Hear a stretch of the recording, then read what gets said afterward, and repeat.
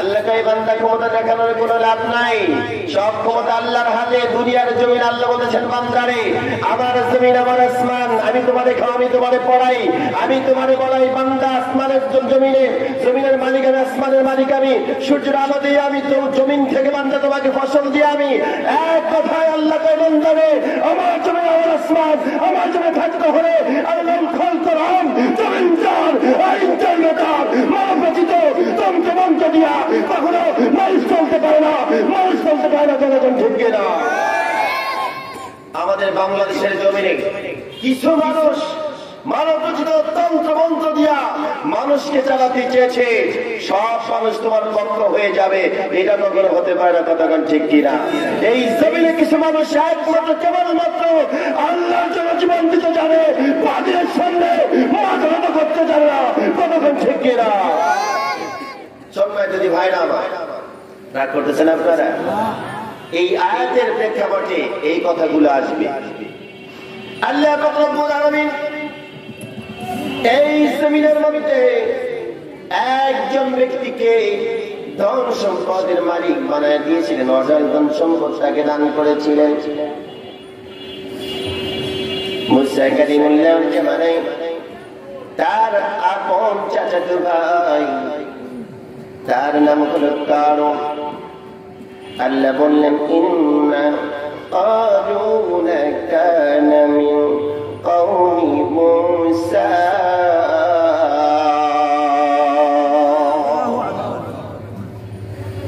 মুসা আলাইহিস সালামের আপন চাচাতো ভাই এই লোকটা ছিল তাওরাত কিতাবের একজন পণ্ডিত, তাওরাত কিতাবের হাফেজ, ওই জামানার সব চাইতে বড় আলেম, তাওরাত কিতাবের সব চাইতে বড় আলেম ছিলেন, হাফেজ ছিলেন, পণ্ডিত ছিলেন। আল্লাহ পাক রব্বুল আলামিন আসমান থেকে তাওরাত কিতাব নাযিল করার পরে মুসা কালিমুল্লাহকে বললেন, মুসা রে এই তাওরাত কিতাবটা তোমাকে সুন্দর করে বাইন্ডিং করতে হবে, তোমাকে সুন্দর করে সোনা দিয়ে তাওরাত কিতাবটা সাজাতে হবে, সুন্দর করতে হবে। আল্লাহু আকবার বলেন। মুসা কালিমুল্লাহ বললেন আল্লাহ তাআলা তাওরাত কিতাবটা আমি সুন্দর করে সোনা দিয়ে বাইন্ডিং করব, এত সোনা আমি কোন জায়গায় পাই, এত সোনা আমি কোথা থেকে পাবো? আল্লাহ পাক রব্বুল আলামিন বললেন হে মুসা তোমার কোনো চিন্তা নাই, তোমার কোনো টেনশন নাই, তোমার কোনো চিন্তার কারণ নাই। মুসা তুমি শোনো, আমি আল্লাহ পাক রব্বুল আলামিন জান্নাতের ভিতর থেকে তোমাকে একটা পাথর দান করব, এই পাথরটা তুমি যেই জায়গায় লাগাবে সেই জায়গায় স্বর্ণ ভরপুর হয়ে যাবে। আল্লাহ পাক রব্বুল আলামিন মুসা কালিমুল্লাহকে জান্নাতের ভিতর থেকে তিনি আমাকে একটা পাথরটাকে দান করেন। মুসা তোমারে বলি এই পাথরটা তুমি সুন্দর করে এই পাথরটা দিয়া স্বর্ণ বানায়া তুমি সুন্দর করে তাওরাত কিতাবটা বাইন্ডিং করবে, আবার নতুন আকৃতি ধারণ করাবে। বন্ধুগণ আমার, মুসা কালিমুল্লাহ এই তিনিয়া পাথর পাওয়ার পরে এবার চিন্তা করে আমি তাওরাত কিতাবটা কারে বাইন্ডিং করব।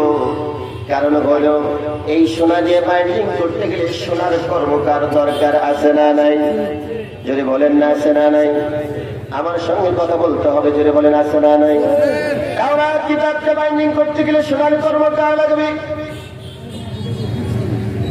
মুসা কালিমুল্লাহর চাচাতো ভাই কারুন এক নাম্বার হলো কোরআনে, এক নাম্বার হলো সে তাওরাতের হাফেজ, আবার সে পণ্ডিত, একজন বড় আলেম।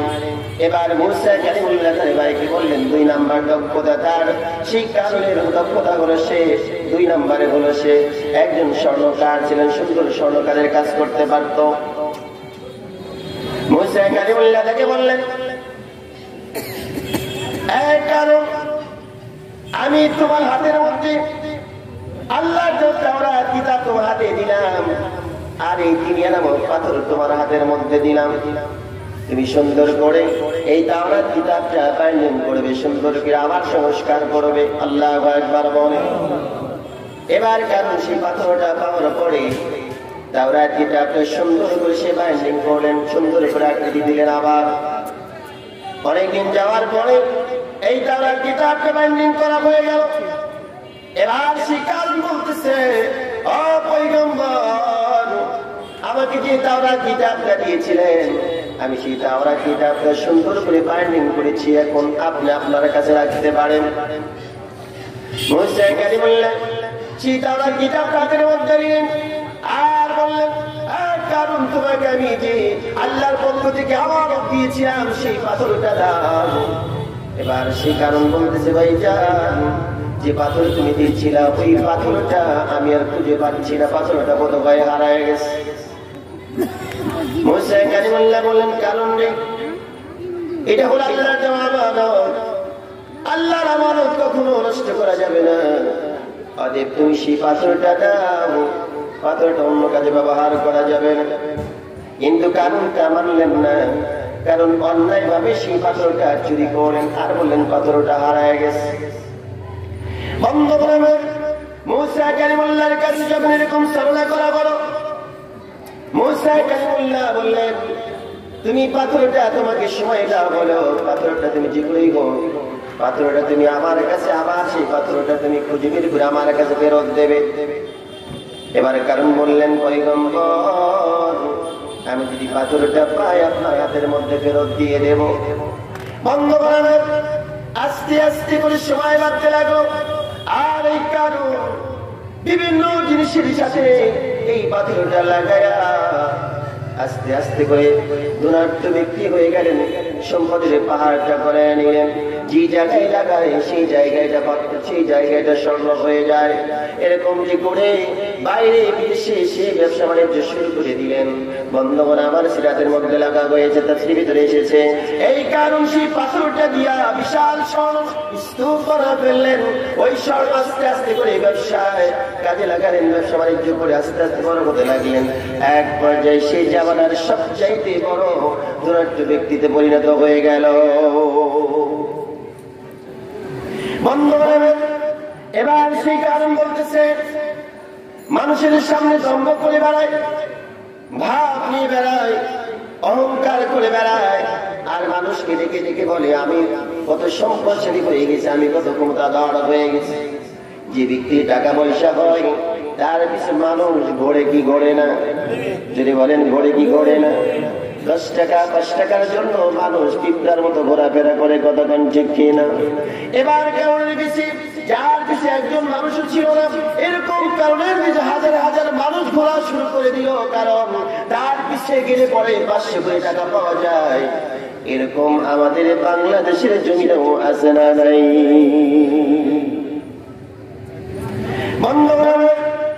আল্লাহ রাব্বুল আলামিন এবার সেই কারণকে বললেন মুসা আলাইহিস সালামের মাধ্যমে, আল্লাহ রাব্বুল আলামিন তোমার উপর একটা হুকুম জারি করেছে, তুমি যে সম্পদটা গোছাইছ, তুমি যেমনি গোছাও না কেন, আমার বুঝতে বাকি নাই, তুমি সেই পাথরের দ্বারা এত সম্পদ তুমি অর্জন করেছো, এত সম্পদ তুমি গোছাইছ, তারপরে তোমাকে কিছু বলবো না। আল্লাহ রাব্বুল আলামিন বলেছেন, তোমার যে সম্পদ আছে এই সম্পদের থেকে 40 ভাগের 1 ভাগ আল্লাহ রাস্তায় দান করে দিতে হবে, গরিব মানুষদেরকে দান করে দিতে হবে। সুবহানাল্লাহ। বন্ধুরা, এবার কারণের জবাবটা শোনেন। কারণ বলছি, তোমার আল্লাহর তো কোনো খায় কাম নাই। নাউযুবিল্লাহ। কি কয়? তোমার আল্লাহর তো কোনো খায় কাম নাই, তোমার আল্লাহর তুমি মিলে বলতে পারো আমার সম্পদের দিকে লোকটা বাড়াইছো। নাউযুবিল্লাহ। আল্লাহর বোধহয় সম্পদ দরকার আছে, যদি কয় না আছে, আল্লাহর সম্পদ প্রয়োজন নাই। এবার কারণকে বলা হলো, তোমার সম্পদ থেকে তুমি 40 ভাগের 1 ভাগ আল্লাহ রাস্তায় দান করে দাও। এবার কারণ বলতেছে, ওয়াবতাগি ফীমা আতাকাল্লাহু দারাল আখিরা ওয়া লা তানসা নাসীবাকা মিনাদ দুনিয়া ওয়া আহসিন কামা আহসানাল্লাহু ইলাইকা ওয়া লা তাবগিল ফাসাদা ফিল আরদি ইন্নাল্লাহা লা ইউহিব্বুল মুফসিদিন। বন্ধ করার কারণ বললেন সাবধান, তুমি আমার কাছ থেকে সম্পদ চাও, আমার সম্পদ যদি তোমার বড় লোক হয়ে গেছে, আমি একটা সম্পদ দিতে পারবো না। নাউজুবিল্লাহ।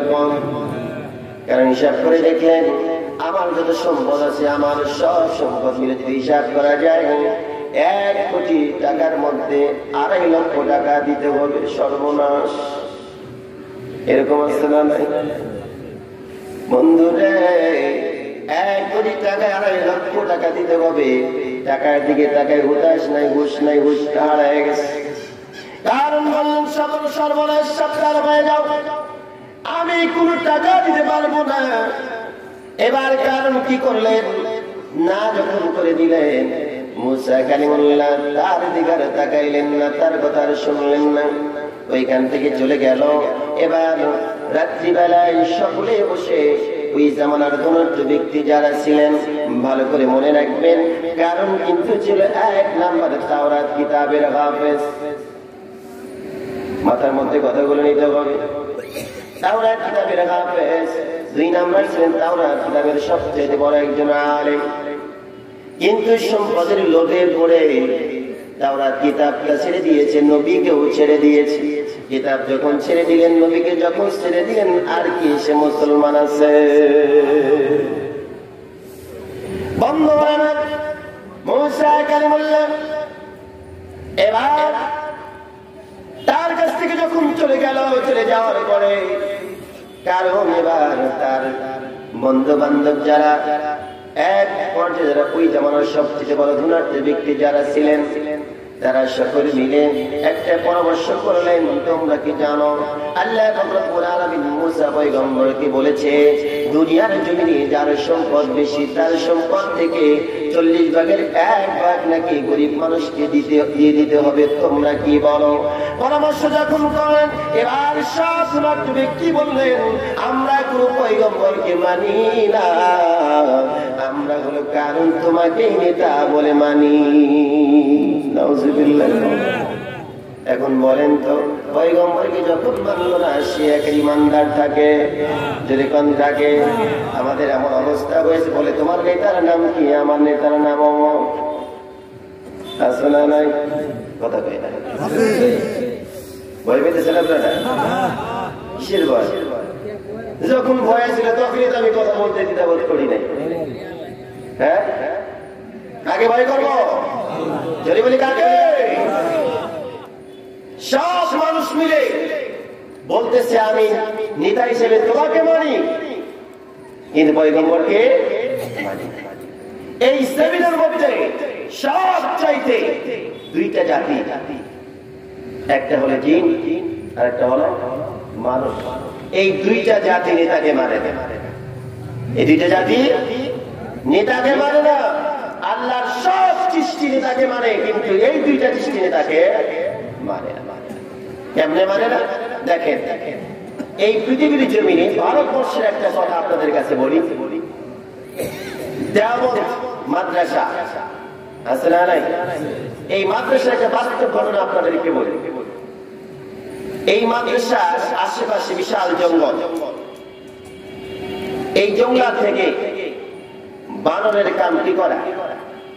বাদরামি করা। দেখি বানরের কামি কি করা? বাদরামি করা।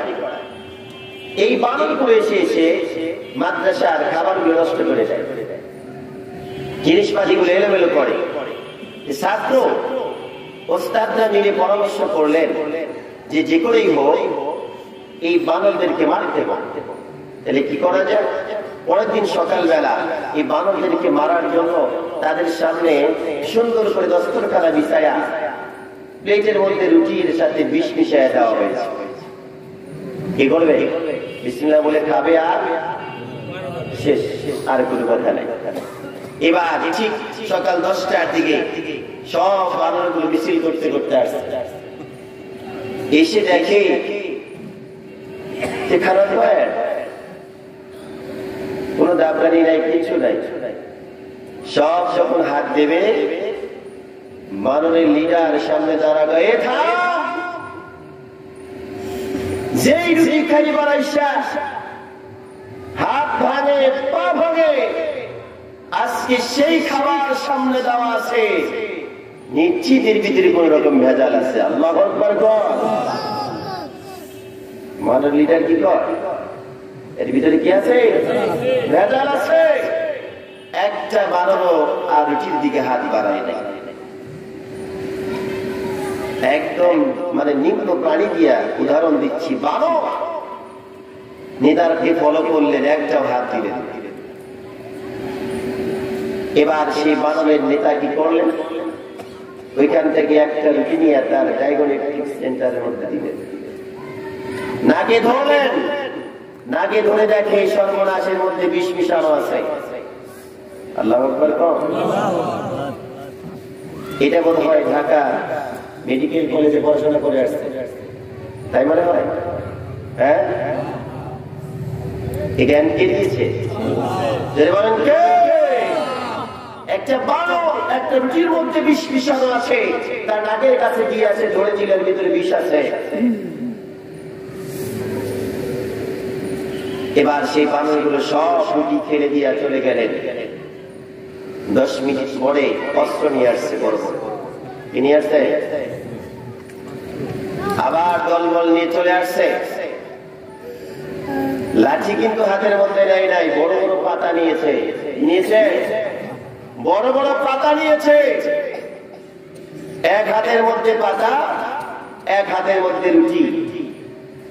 একটা করে রুটি কামড় দেয়, আর একটি পাতার মধ্যে কামড় দেয়। এরকম করে সব রুটিকে সাল করে ফেলেছে, একটা বানরও মারা যায় নাই। সুবহানাল্লাহ। একটা বানর তার নেতাকে ফলো করে। আর আমরা এমন মানুষ হয়েছি, নামে হয়েছি মুসলমান, নাম দিয়েছি আমি একজন মুসলিম। আল্লাহ বললেন বান্দারে, ইন কুনতুম তুহিব্বুনাল্লাহ ফাত্তাবিউনি ইউহিব্বুকুমুল্লাহ ওয়া ইয়াগফির লাকুম যুনুবাকুম ইন্নাল্লাহা গফুরুর রহিম। আল্লাহ বলতেছেন বান্দারে, তোমরা যদি আমাকে পেতে চাও, আমার জান্নাতকে পেতে চাও, আমাকে যদি ভালোবাসতে চাও, ফাত্তাবিউনি, আমি যে তোমাদেরকে নেতা দিয়েছি সে নেতার অনুসরণ করো, তার অনুকরণ করো। নিজের জীবনের চাইতে তাকে বেশি ভালোবাসো, মহব্বত করো। যদি চারটা কাজ করতে পারো, ইউহিব্বুকুমুল্লাহ, আল্লাহ বলেন বান্দারে আমি রব বলছি, ওয়ায়াগফির লাকুম ওয়ায়াগফির লাকুম ওয়ায়াগফির লাকুম, আমি তোমার तमाम জিন্দেগীর গুনাহ মাফ করে জান্নাত দান করব। সুবহানাল্লাহ। আমাদের কপাল খারাপ, দুর্ভাগ্য জাতি। আল্লাহ বলতে তোমাদের নেতাকে ফলো করো, আর আমরা সেই নেতাকে ছেড়ে দিয়েছি। কতক্ষণ ঠিক কিনা? নেতাকে যদি ফলো করতাম, আজকে আমাদের দিকে চোখ রাঙায় এরকম কেউ সাহস পেত না। কতক্ষণ ঠিক কিনা? আজ বাংলাদেশের জমিনে একটা কাফের সন্ত্রাস, একটা গোষ্ঠী, যার নাম ইসকন, বাংলাদেশের জমিনে একজন বীর মুজাহিদকে দুনিয়ার জমিন থেকে শহীদ করে দিয়েছে। কতক্ষণ ঠিক কিনা? আর যদি আমরা কোরআনকে ফলো করতাম, নেতাকে যদি ফলো করতাম, একজন মুসলমানের গায়ে হাত রাখবে সাহস পেত না। কতক্ষণ ঠিক কিনা? আমরা সেই জাতি, আমরা কখনো কোন জায়গায় ভয় পাই নাই। আমরা খালিদ বিন ওয়ালিদের জাতি, আমরা অমরের জাতি, খাব্বাব খুবাইরের জাতি। আমরা কাউকে থেকে ভয় পাই না। আমরা তো এই পথে চলতে গেলে জীবন দেওয়া লাগবে, হাত দেওয়া লাগবে, পা দেওয়া লাগবে। জেনে বুঝেই এই মিছিলে সামিল হয়েছে, তাকবীর দিয়েছি, কাপুরুষের মতো পড়ার জন্য নয়, আল্লাহ করে কান করার জন্য। কতক্ষণ ঠিক না? সম্মানিত ভাইরা, কিন্তু আমাদের দুঃখ একটাই, আমরা কোরআনের কাছে আসতে পারি। এবার সেই কারণ সম্পদ পাওয়ার পরে বুদ্ধি পরামর্শ করলেন, যেমনি করেই হোক মুসাকে দুনিয়ার জমিন থেকে বিদায় করে দেওয়া লাগবে। নাউজুবিল্লাহ বলেন। ভালো করে খেয়াল করেন, মুসা কালিমুল্লাহর কথা তার পছন্দ হলো না, এই জন্য তাকে দুনিয়ার জমিন থেকে বিদায় করে দেবে। এক কথায় সম্পদ অর্জন করেছে হারাম ভাবে, কথা কোন ঠিক কিনা? আরো জোরে বলেন ঠিক কিনা? আল্লাহ কইবেন তারে কাল কঠিন কিয়ামতের ময়দানে আমার সামনে দাঁড়ায়া তোমাকে জবাব দেওয়া লাগবে কোন জায়গা থেকে অর্থ উপার্জন করেছো আর কোন জায়গায় ব্যয় করেছো। বন্ধুরা পরামর্শ করার পরে বললেন, আমরা সকলে মিলে একটা কাজ করলে কেমন হয়? আমরা সকলে মিলে আমাদের যে দল আছে, আমাদের যে সৈন্য সামন্ত আছে, আমাদের যে ঘোড়া আছে, আমাদের যে সৈন্যগুলো আছে, এগুলা এক জায়গায় করে আমরা একদম টহল এই রাস্তায় বের হয়ে আমরা দেখাতে চাই মুসা রে আমাদের সঙ্গে লাগতে শোনা, দেখো তো আমার দলের লোক কত। কি কয় এই ভয়টা মুসা কালিমুল্লাহকে দেখাবে। এবার কিছু মানুষ বললেন, মুসা কালিমুল্লাহকে ভয় দেখাবা, এটা সেই নবী যে নবী এক নয় দুই নয় ফেরাউন কিবতি সম্প্রদায়ের 16 লক্ষ লোককে পানির ভিতরে চুবায়া পটকা মাছ বানায়া মেরে ফেলেছে। আল্লাহু আকবার। কোন নবীকে ভয় দেখাতে চাও? এই নবীর কাছে যাওয়া যাবে না। কারণ হলো এত মানুষ যে দুনিয়ার জমিন থেকে বিদায় করে দিয়েছে, তাকে জাদু দেখে ভয় দেখাবা। এমন মানুষ তার লাঠি যদি জমিনের মধ্যে ছেড়ে দেওয়া যায়, সঙ্গে সঙ্গে এমন বড় সাপ হয়ে যায়, পুরা দুনিয়া খেয়ে ফেলবে, 1 ইঞ্চিও বাঁচবে না। সুবহানাল্লাহ। এরকম যখন বলা বলি করলেন, কারণ বলতেছে যা হয় হবে, আমরা সব মিলে একটা বাহিনী তৈরি করে এক রাউন্ড দিতে চাই। বলো তো এই কাজটা কবে করা যায়? বন্ধুগণ আমার, এবার মুসা কালিমুল্লাহ আল্লাহ পাক রব্বুল আলামিন তাকেও জানা দিলেন কারণ এই পরামর্শ করতে, যে কারণ কি করবে। আল্লাহ বলতেন فخرج على قومه في سيرته قال الذين يريدون الحياة الدنيا يا ليت لنا مثل ما أوتي قارون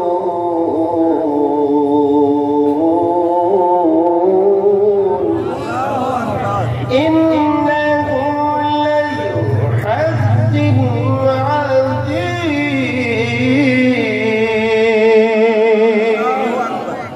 বন্ধুগণ আমার, এবারে কারণ পরামর্শ করলো কোন দিনে বের হওয়া যায়। এবার তার সৈন্য সামন্ত নিয়ে একটা দুইটা সৈন্য নয়, একটা দুইটা ঘোড়া নয়, 70,000 একটা দল, 70,000 লোক নিয়ে একটা বাহিনী তৈরি করলো। 70,000 মানুষ নিয়ে কারণ মানুষের সামনে তার ঘোড়ার বহর নিয়ে আসতে লাগলো, চিল্লাইতে চিল্লাইতে। কত জোরে হরণ দেয়, কত জোরে জোরে ঘোড়াগুলো চিৎকার মারে, মানুষকে দেখায় দেখো আমার সঙ্গে লাগতে শোনা, আমি বড় ক্ষমতাধর হয়ে গেছি। আজ বাংলাদেশের জমিনে 500 টাকা 200 টাকা 300 টাকার বিনিময়ে লোক ক্রয় করে মিছিলে মানুষ বাড়ায় কি বাড়ায় না? কথা কি মেলে? মেলে না? 500 টাকা দিয়া 200 টাকা দিয়া এরকম কি করে মানুষ ভাড়া করে দেখাই দেখো তো আমার দলে কত লোক। বন্ধুগণ আমার, এবার সেই কারণের এত লোকজন দেখার পরে, সৈন্য সামন্ত দেখার পরে কিছু দুর্বল ইমানের মানুষ তারা ডেকে ডেকে বলল হায় আফসোস, কারণ কি আল্লাহ কতজন সম্পদ দিয়েছে, আমারে তো দেয় নাই, আমারে দিলে তো আমিও তার মতো হতে পারতাম। এরকম কিছু মানুষ কারণের পক্ষেও কথা বলে, এরকম কিছু মানুষ মুসা পয়গম্বরের পক্ষেও কথা বলে। এরকম দুমুখী মানুষ আছে না নাই? বন্ধুগণ, এবার কারণের দিকে তাকায় বলছি, এত সম্পদ রেখে যাও বোঝো, আমাদেরকে দেয় নাই, আমাদের দিলে কতই না ভালো কত। বন্ধুরে ভালো করে খেয়াল করেন। এবার কারণ বলতেছে আমাকে দিকে ভয় কর, দেখুন আমার কত দলবল, এরকম যখন লোক দেখে কাম হলো না, মুসা কালিমুল্লাহ তার দিকে তাকাইলেন না, মুসার অনুসারী যারা ছিলেন তারাও তার দিকে তাকাইল না, ওইখান থেকে চলে গেল। এবারে কারণ বলতেছে এভাবে চলবে না, যে করেই হোক মুসা কালিমুল্লাহকে দুনিয়ার জমিন থেকে বিদায় করে দেওয়া লাগবে। বন্ধ করেন। এবার মুসা কালিমুল্লাহকে মারার পরিকল্পনা কর। আমার কথাগুলো বাস্তবের সঙ্গে একটু মিলিয়ে নেবেন। দেখেন কবে নাকি আজ থেকে 3000 বছর আগের কথা আপনাদের সামনে বলছি, এর কোরআনের বাইরে বলতেছি।